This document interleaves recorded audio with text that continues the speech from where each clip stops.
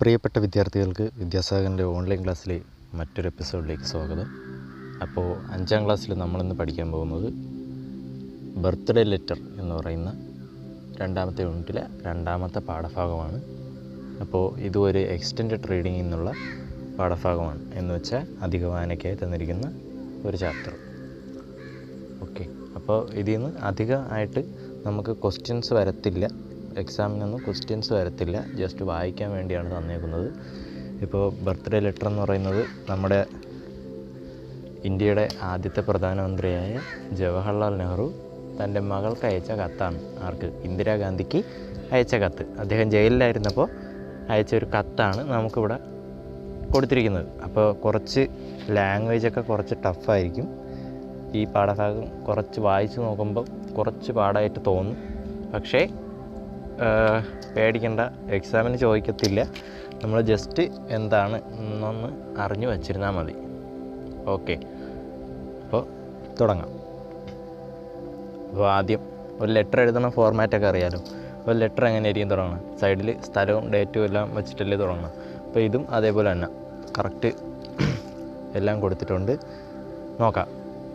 Birthday letter. അപ്പോൾ ഇന്ദിരാഗാന്ധിയുടെ ബർത്ത്ഡേയുടെ അന്ന്, ജന്മദിനത്തിൻ്റെ അന്ന് അച്ഛൻ ജവഹർലാൽ നെഹ്റു അവിടുത്തെ നൈനിയിലെ സെൻട്രൽ ജയിലിൽ നിന്ന് അയക്കുന്ന ലെറ്ററാണ് നമുക്കിവിടെ വായിക്കാനായിട്ട് കൊടുത്തേക്കുന്നത്.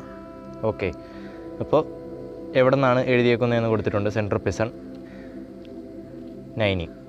പിന്നെ ഡേറ്റ് ഒക്ടോബർ 26, 1930, 1930 ഒക്ടോബർ 26. അപ്പോൾ സ്ഥലവും ഡേറ്റും ഒക്കെ വല സൈഡിൽ മുകളിലായിട്ട് വെച്ചിട്ടുണ്ട്. ഇനി ലെറ്റർ തുടങ്ങിയെന്ന്. My dear Indira. അപ്പോൾ എൻ്റെ പ്രിയപ്പെട്ട ഇന്ദിരയ്ക്ക്. On your birthday you have been in the habit of receiving presents and good wishes. അപ്പോൾ നമുക്ക് ഈ പാഠം പഠിച്ച് തുടങ്ങുന്നതിന് മുമ്പ് ഒരു കാര്യം കൂടെ പറയാനുണ്ട്. എന്ന് വെച്ചാൽ ഓരോ വാക്കുകൾ അർത്ഥമായിട്ട് ഇങ്ങനെ നോക്കിപ്പോയാൽ നമുക്കൊന്നുമേ മനസ്സിലാവത്തില്ല. കാരണം അദ്ദേഹത്തിൻ്റെ ലാംഗ്വേജാണ്. അപ്പോൾ നമുക്ക് അങ്ങനെ നോക്കിയാൽ ചിലപ്പോൾ മൊത്തത്തിൽ അവസാനമാകുമ്പോൾ ഒരു കൺഫ്യൂഷൻ ഉണ്ടാവും. അതുകൊണ്ട് ടോട്ടലായിട്ട് ഒരു മീനിങ് പറഞ്ഞ് അങ്ങ് പോവാം. ഓക്കെ, ജസ്റ്റ് അറിഞ്ഞിരുന്നാൽ മതി. അപ്പോൾ നോക്കാം. On your birthday you have been in the habit of receiving presents and good wishes. അപ്പോൾ പറയാണ്, ഓൺ യുവർ ബർത്ത്ഡേ, നിൻ്റെ എല്ലാ ജന്മദിനത്തിൻ്റെ അന്നും you have been in the habit of receiving presents and good wishes.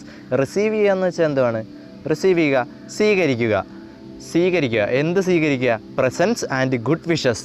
Presents എന്ന് വെച്ചാൽ സമ്മാനങ്ങളും, പിന്നെ ഗുഡ് വിഷസ് എന്ന് വെച്ചാൽ ആശംസകളും സ്വീകരിക്കുക എന്നുള്ളത്. എല്ലാ ജന്മദിനത്തിലും എല്ലാവരെയും സമ്മാനങ്ങളും ആശംസകളും ഒക്കെ സ്വീകരിക്കുക എന്നുള്ളത് U have been in the habit എന്നാണ് പറഞ്ഞേക്കണം. നിനക്കൊരു ശീലമായി തീർന്നിട്ടുണ്ട്, നിനക്കതൊരു ശീലമാണ്. എന്ന് വെച്ചാൽ എല്ലാ ബർത്ത്ഡേക്കും നിനക്ക് പലരെയും ഇങ്ങനെ പ്രസൻസും പിന്നെ ഗുഡ് വിഷസും ഒക്കെ കിട്ടാറുണ്ട് അല്ലേ എന്നാണ് ചോദിക്കണം. പിന്നെ good wishes you will still have in full measure. അപ്പോൾ നിനക്കായി ഞാനും എൻ്റെ ആശംസകൾ അറിയിക്കുകയാണ് എന്നാണ് അത് ഉദ്ദേശിക്കുന്നത്. Good wishes you will still have in full measure. നമ്മളിവിടെ ഓരോ വാക്കിൻ്റെ അർത്ഥം എടുത്ത് നോക്കിയാൽ മനസ്സിലാവത്തില്ല. അപ്പോൾ അദ്ദേഹം ഇവിടെ പറയുന്നത് എന്താണ്? ഞാനും നിനക്ക് എൻ്റെ ആശംസകൾ നേരുന്നു. Okay, but what present can I send you from Naini prison. പക്ഷേ എന്ത് പ്രസൻറ്റാണ്, ഞാൻ എന്ത് സമ്മാനമാണ് can I send you from this Naini prison. ഞാൻ ഈ ജയിലിൻ്റെ അകത്ത് കിടന്ന് നിനക്ക് എന്ത് സമ്മാനമാണ് സെൻഡ് ചെയ്യാൻ പറ്റുന്നത്? നിനക്ക് അയച്ചു തരാനായിട്ട് എനിക്ക് എന്ത് സമ്മാനമാണുള്ളത്? അങ്ങോട്ട് അയച്ചു തരാൻ പറ്റുമോ? ഈ ജയിലിൻ്റെ അകത്ത് കിടന്ന് എന്തെങ്കിലും ഒരു സമ്മാനം അയച്ച് കൊടുക്കാനായിട്ട് പറ്റുമോ? ഇല്ലല്ലോ. അപ്പോൾ അതാണ് പറയുന്നത്. My presence cannot be very material or solid. അപ്പോൾ പറയാണ്, my presence cannot be very material or solid. ഞാൻ തരുന്ന പ്രസൻറ്റ്, ഞാൻ നിനക്കായിട്ട് തരുന്ന പ്രസൻറ്റ് ഒരിക്കലും ഒരു മെറ്റീരിയലോ ഒരു സോളിഡോ അല്ല. എന്ന് വെച്ചാൽ എന്തെങ്കിലും ഒരു സാധനമല്ല, അങ്ങനത്തെ ഒരു മീനിങ് എടുത്താൽ എന്തെങ്കിലും ഒരു വസ്തുവല്ല ഞാൻ നിനക്ക് തരാൻ പോകുന്നത്. നമുക്കിപ്പോൾ തൊട്ട് നോക്കാനോ അങ്ങനെ കഴിയുന്ന ഒരു വസ്തുവല്ല ഞാൻ നിനക്ക് തരാൻ പോകുന്നത്. That can be of the mind and spirit. നിനക്കുള്ള എൻ്റെ സമ്മാനം എന്ന് പറയുന്നത് എന്തുവാണ്? Of the mind and spirit. എൻ്റെ സമ്മാനം എന്ന് പറയുന്നത് എൻ്റെ മനസ്സിൻ്റെയും മൈൻഡിൻ്റെയും പിന്നെ സ്പിരിറ്റ് എന്തുവാണ്? ആത്മാവിൻ്റെയൊക്കെ ആഴത്തിൽ നിന്നുള്ളതാണ്. എൻ്റെ ഹൃദയത്തിൽ നിന്നുള്ള സമ്മാനമാണ് ഞാൻ തരാൻ പോകുന്നത്. എൻ്റെ മനസ്സിൽ നിന്നുള്ള എൻ്റെ ആത്മാവിൽ തൊട്ട ഒരു സമ്മാനമാണ് ഞാൻ നിനക്കായിട്ട് തരാൻ പോകുന്നത് എന്നാണ് ജവഹർലാൽ നെഹ്റു പറയുന്നത്. Okay, things that even the high walls of the prison cannot stop. Things that even the high walls of the prison cannot stop. ഞാനിപ്പോൾ ഈ പ്രിസൻ്റെ അകത്തല്ലേ, ഈ ജയിലിൻ്റെ അകത്തുനിന്ന് എനിക്ക് നിനക്ക് സമ്മാനമല്ലേ അയക്കാൻ പറ്റാതുള്ളൂ. അല്ലാത്ത പ്രസൻ്റല്ലേ, ഈ എല്ലാവരും തരുന്ന പോലത്തെ പ്രസൻ്റല്ലേ അയക്കാൻ പറ്റാതുള്ളൂ. പക്ഷേ എൻ്റെ മനസ്സിൽ നിന്നുള്ള പ്രസൻറ്റിന്, എൻ്റെ സമ്മാനത്തിന്, എൻ്റെ ആത്മാവിൽ തൊട്ടുള്ള എൻ്റെ സ്നേഹത്തിന് എന്ത് ചെയ്യാൻ പറ്റില്ല? ഈ ജയിലിൻ്റെ വാളിന് പോലും, ഈ ജയിലിൻ്റെ ഭിത്തികൾക്ക് പോലും അതിനെ തടഞ്ഞു നിർത്താൻ പറ്റില്ല അല്ലേ? അപ്പോൾ അതാണ് പറയുന്നത്. ഓക്കെ, അപ്പോൾ അത്ര മനസ്സിലായല്ലോ. ഒരു ചെറിയ ഒരു പാരഗ്രാഫാണ് ഫസ്റ്റ് പാരഗ്രാഫ്. അപ്പോൾ ആദ്യം തന്നെ നമുക്ക് വായിച്ച് നോക്കുമ്പോൾ ഒരു ചെറിയ കൺഫ്യൂഷനൊക്കെ തോന്നും. ഈ ലാംഗ്വേജ് അങ്ങനത്തെയാണ്, കുഴപ്പമില്ല, ജസ്റ്റ് ഒന്ന് അറിഞ്ഞിരുന്നാൽ മതി. അപ്പോൾ ആദ്യം പറയുന്നത് എന്തുവാണ്? ഒരു ബർത്ത്ഡേ വിഷ് ആദ്യമേ പറയുകയാണ്. ഞാനും എൻ്റെ ആശംസകൾ നേരുന്നു, പക്ഷേ എനിക്കിവിടെ നിന്ന് നിനക്ക് സമ്മാനമൊന്നും അയച്ചു തരാൻ പറ്റില്ല. എൻ്റെ സമ്മാനം എന്ന് പറയുന്നത് എന്തെങ്കിലും ഒരു വസ്തുവല്ല. ഞാൻ എന്തുവാണ് അയക്കുന്നത്? എൻ്റെ സ്നേഹമാണ്. എൻ്റെ ഹൃദയത്തിൽ നിന്നുള്ള, എൻ്റെ ആത്മാവിൽ തൊട്ട സ്നേഹമാണ് നിനക്ക് സമ്മാനമായിട്ട് തരുന്നത്. എൻ്റെ സ്നേഹത്തിന് എന്തായാലും ഈ ജയിലിൻ്റെ ഭിത്തികൾക്കൊന്നും തടഞ്ഞു നിർത്താനായിട്ട് പറ്റില്ല. അപ്പോൾ അത്രയാണ് പറയുന്നത് ആദ്യത്തെ ആ ഒരു ചെറിയ പാരഗ്രാഫിൽ. ഓക്കെ, അപ്പോൾ കേൾക്കുമ്പോൾ നമുക്ക് ചെറിയ ബോറിംഗ് ആയിട്ടൊക്കെ തോന്നും ഈ പാഠം, എന്നാലും അറിഞ്ഞേ പറ്റൂ. പിന്നെ രണ്ടാമത്തെ പാരഗ്രാഫ് നോക്കാം. You know sweetheart how I dislike sermonising and doling out good advice. അപ്പോൾ പറയാണ് യു നോ സ്വീറ്റ് ഹാർട്ട്. അപ്പോൾ നിനക്കറിയാം. സ്വീറ്റ് ഹാർട്ട് എന്ന് പറഞ്ഞാൽ അത് ഇങ്ങനെ വിളിക്കുന്നതാണ്, എൻ്റെ പ്രിയപ്പെട്ടവളെ എന്താണ്, നിനക്കറിയാലോ. How I dislike sermonising and doling out good advice. ഇങ്ങനെ ഒരു കാര്യമില്ലാതെ, ഇങ്ങനെ ഒരർത്ഥവും ഇല്ലാതെ ഇങ്ങനെ ഗുണപാഠങ്ങളും അഡ്വൈസ് എന്താണ്? അഡ്വൈസ് ഗുണപാഠം, അല്ലെങ്കിൽ ഉപദേശം. ഇങ്ങനെ ഉപദേശങ്ങളും ഇതുമൊക്കെ ചുമ്മാ വെറുതെ പാഴായിട്ട് ഇങ്ങനെ നൽകുന്നത് എനിക്കിഷ്ടമല്ലെന്ന് നിനക്കറിയാലോ അല്ലേ? ഇങ്ങനെ വെറുതെ ഉപദേശിച്ചിട്ട് കാര്യമില്ല, എങ്കിലും ഇങ്ങനെ ഉപദേശങ്ങൾ നൽകണത് എനിക്കും ഇഷ്ടമല്ല. ആ കാര്യം നിനക്കറിയാലോ എന്നാണ് ചോദിക്കുന്നത്. Okay, I have always thought that the best way to find out what is right and what should be done is not by giving a sermon. അപ്പോൾ എന്താണ് പറയുന്നത്? I have always thought that, ഞാൻ എപ്പോഴും ഇതിനെപ്പറ്റി ചിന്തിച്ചിട്ടുണ്ട്. എന്തിനെപ്പറ്റി? The best way to find out what is right, ശരി ഏത് എന്ന് കണ്ടെത്താനുള്ള ഏറ്റവും ഉചിതമായിട്ടുള്ള വഴി what is right and what should be done is not by giving a sermon. അപ്പോൾ ശരി ഏതെന്ന് കണ്ടെത്താനുള്ള ഏറ്റവും ഉചിതമായിട്ടുള്ള വഴി എന്തുവാണ്? ഇങ്ങനത്തെ ഉപദേശങ്ങളും അല്ല, ഗുണപാഠങ്ങളും അല്ല എന്നാണ് പറയുന്നത് കേട്ടോ. സത്യം ഏതെന്ന് കണ്ടെത്താൻ, അല്ലെങ്കിൽ ശരി ഏതാണ് എന്ന് മനസ്സിലാക്കാനുള്ള ഏറ്റവും നല്ല വഴിയെന്ന് പറഞ്ഞാൽ ഇങ്ങനെ വെറുതെ അങ്ങ് ഉപദേശിക്കണതാ, അല്ലെങ്കിൽ കുറേ ഗുണപാഠങ്ങൾ പറയണതാ, അതൊന്നും അല്ല കേട്ടോ. ഉപദേശിച്ചിട്ടൊന്നും കാര്യമില്ല എന്നാണ് ജവഹർലാൽ നെഹ്റു പറയുന്നത്. പിന്നെ എന്തുവാണ്? It has to be done by talking and discussing. അപ്പോൾ എങ്ങനെയാണ്? നമ്മൾ തമ്മിലുള്ള സംസാരവും ചർച്ച ചെയ്തിട്ടുള്ള കാര്യങ്ങൾ അല്ലേ? ഈ സംസാരവും കൂടിയാലോചനകളും ഒക്കെയാണ് അതിന് പറ്റിയത് എന്നാണ് പറയുന്നത്. Okay, it has to be done by talking എന്ന് വെച്ചാൽ സംസാരം. പിന്നെ ഡിസ്കസ് ചെയ്യുക എന്ന് വെച്ചാലും അത് തന്നെ, കൂടി ആലോചിക്കുക, അല്ലെങ്കിൽ എന്താണ്, രണ്ടുപേർ തമ്മിൽ കാര്യങ്ങളൊക്കെ ചർച്ച ചെയ്യുക. അപ്പോൾ ഈ ചർച്ചകൾ അങ്ങോട്ട് മനസ്സ് തുറന്ന് സംസാരിച്ചാലേ മനസ്സിലാക്കാൻ പറ്റുള്ളൂ, മറ്റൊരാളുടെ മൈൻഡ് എങ്ങനെയാണ് എന്നൊക്കെ ഉള്ള കാര്യങ്ങൾ മനസ്സിലാക്കാൻ പറ്റും. അല്ലാതെ വെറുതെ ഇങ്ങനെ കുറേ ഉപദേശങ്ങൾ മാത്രം കൊടുത്തിട്ട് ഒരു കാര്യവും ഇല്ല എന്നാണ് പറയുന്നത്. Okay, out of discussion sometimes A little bit of truth comes out. അപ്പോൾ ഔട്ട് ഓഫ് ഡിസ്കഷൻ, അപ്പോൾ ചർച്ചകൾക്കിടയിൽ അല്ലേ, ഈ ഔട്ട് ഓഫ് ഡിസ്കഷൻ എന്ന് വെച്ചാൽ ഈ നമ്മൾ നടത്തുന്ന ഈ ചർച്ചകൾക്കിടയിൽ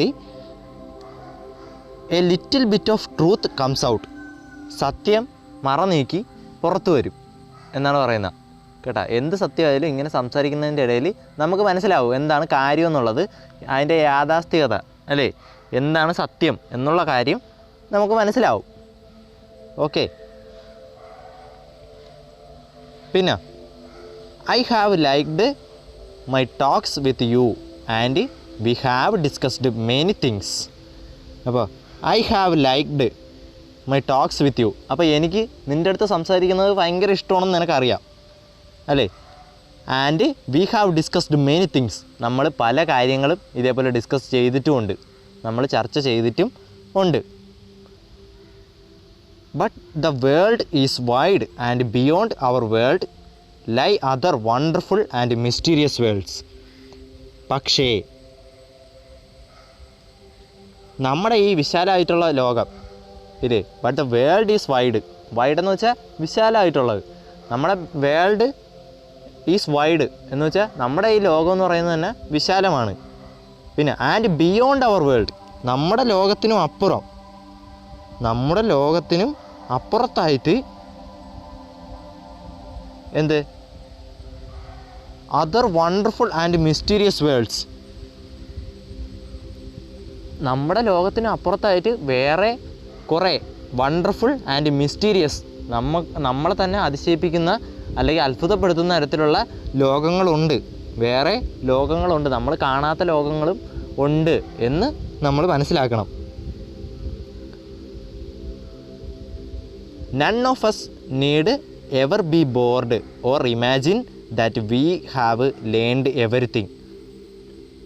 അപ്പോൾ none of us need ever be bored or imagine that we have learned everything. അപ്പോൾ ഒരിക്കലും വിചാരിക്കരുത് we have learned everything, നമ്മളെല്ലാം മനസ്സിലാക്കി കഴിഞ്ഞു, നമുക്കെല്ലാം അറിയാം എന്നുള്ളൊരു ഭാവം നമ്മൾ ഒരിക്കലും മനസ്സിൽ കരുതരുത് കേട്ടാ. സത്യം പറഞ്ഞാൽ ഇത്രയും നേരം ജവഹർലാൽ നെഹ്റു എന്താണ് പറഞ്ഞത്, ഉപദേശിക്കുന്നതെന്നും അദ്ദേഹത്തിന് ഇഷ്ടമല്ലെന്നാണ് പറഞ്ഞത് അല്ലേ. ഇപ്പോൾ സത്യം പറഞ്ഞാൽ എന്താണ് ചെയ്യണത്, ഉപദേശിക്കണേയാണ് മോളിൽ. എന്താ പറയുന്നത്, നമ്മൾ കാണാത്ത കുറേ ലോകങ്ങളൊക്കെ ഉണ്ട്, അപ്പോൾ നമുക്കെല്ലാം അറിയാമെന്നും നമ്മൾ വിചാരിക്കരുത്, നമുക്കൊന്നും അറിഞ്ഞുകൂടാ എന്നൊക്കെയാണ് പറയണത്. ഓക്കെ. അപ്പോൾ ഇവിടെയും സത്യം പറഞ്ഞ ഉപദേശം തന്നെ. അപ്പോൾ we have learned everything worth learning and become very wise. അങ്ങനെ ഓരോ ലേണിങ് എന്ന് വെച്ചാൽ അറിവ് സമ്പാദിച്ച് and become very wise. Very wise എന്ന് വെച്ചാൽ വൈസ് എന്ന് വെച്ചാൽ ബുദ്ധിമാൻ അല്ലേ, ക്ലെവർ എന്നൊക്കെ ഉള്ള അർത്ഥത്തിൽ നമുക്ക് എടുക്കാം. അപ്പോൾ അറിവ് സമ്പാദിക്കുന്നതിലൂടെ നമ്മളെന്താവും, ബുദ്ധിമാന്മാരും ഒക്കെ ആയി മാറും എന്നൊക്കെയാണ് പറയുന്നത്. അപ്പോൾ ഇതുവരെ പറഞ്ഞ എന്തുവാണ് ഒന്ന് നോക്കാം.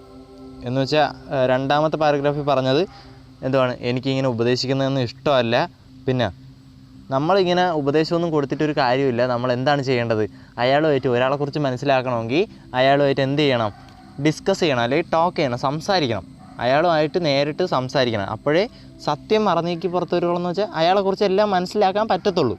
യഥാർത്ഥ കാര്യങ്ങൾ എന്തുവാണ്, ഒരു കാര്യത്തിന് പിന്നിലെ യഥാർത്ഥ കാര്യം എന്തുവാണെന്ന് മനസ്സിലാക്കണമെങ്കിൽ, അല്ലെങ്കിൽ ഒരാളെക്കുറിച്ച് മനസ്സിലാക്കണമെങ്കിൽ അയാളെക്കുറിച്ചുള്ള സത്യാവസ്ഥകൾ മനസ്സിലാക്കണമെങ്കിൽ അയാളുമായിട്ട് സംസാരിച്ചേ പറ്റത്തുള്ളൂ അല്ലേ.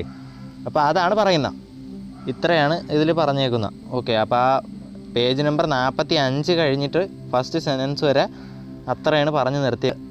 ഇന്നിപ്പോൾ 2 പാരഗ്രാഫ് ആ ഒരു പേജാണ് പഠിപ്പിച്ചത്. ഫസ്റ്റ് പേജിൽ ഇത്രയാണ് പറഞ്ഞേക്കുന്നത്. എന്താണ്, സെൻട്രൽ പ്രസിഡന്റിൽ നിന്ന് ജവഹർലാൽ നെഹ്റു ഇന്ദിരാഗാന്ധിക്ക് ഒരു ലെറ്റർ എഴുതുന്നു. അപ്പോൾ അതിൽ പറഞ്ഞേക്കുന്ന കാര്യങ്ങളാണ് പറഞ്ഞേക്കുന്നത്. എന്തൊക്കെയാണ്, മകൾക്ക് ഉപദേശിച്ചിട്ട് കാര്യമില്ല എന്നൊക്കെ പറഞ്ഞിട്ട് അവസാനം ഉപദേശങ്ങളാണ് കൊടുക്കുന്നത്. ഇനി ഒരു 2 പേജും കൂടെ ഉണ്ട് ഇത്. അപ്പോൾ ഇതുവരെ പഠിപ്പിച്ചതിൽ എന്തെങ്കിലും ഡൗട്ടുകളൊക്കെ ഉണ്ടെങ്കിൽ ചോദിക്കാം. അപ്പോൾ ഇന്നത്തെ ക്ലാസ് ഇവിടെ അവസാനിക്കുന്നു. നന്ദി.